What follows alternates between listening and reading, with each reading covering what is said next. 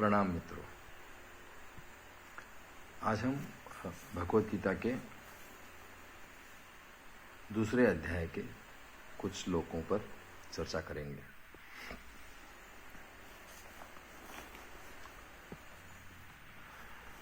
दूसरे अध्याय का श्लोक 4।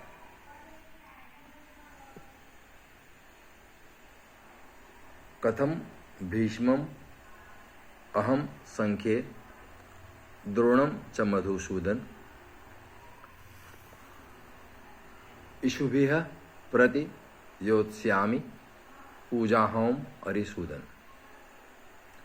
तब अर्जुन बोले,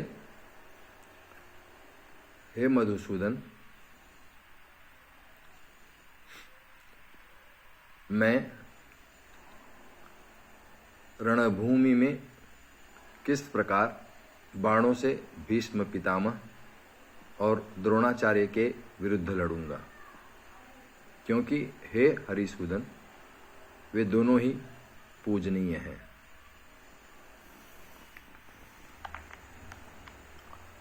अर्जुन की दुविधा समझ में आती है और तर्क संगत भी है। आज हम जिस परिवेश में जी रहे हैं, उस परिवेश में अपना परिवार, अपना समाज और अपने लोग, ये हमारे लिए बहुत ही महत्वपूर्ण होते हैं। और ऐसा ही कुछ अर्जुन के साथ भी है। अर्जुन जिन लोगों से सीखा, जिनके बीच पला बढ़ा, उन्हीं से युद्ध करने जा रहा है। और भगवान कृष्ण से अपनी दुविधा को वो साझा कर रहा है कि ये मेरे अपने ही लोग हैं, इनसे लड़के मुझे क्या मिलेगा, या मैं इनके विरुद्ध क्यों लड़ूं। तो अर्जुन की जो दुविधा है वो तर्क संगत है और समझ में भी आती है, शायद सही भी लगती है कि वो कोई गलत बात तो नहीं कह रहा।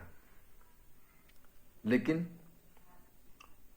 भगवान कृष्ण के लिए, जो कि वो त्रिगुणातीत हैं और वो विषयों से पार हैं, उनके समक्ष ये बातें कह रहा है, तो निश्चित ही भगवान कृष्ण अर्जुन के इस संशय का, अर्जुन के इस संदेह का निराकरण करेंगे और वो उसे उसका क्षत्रिय धर्म समझाएंगे।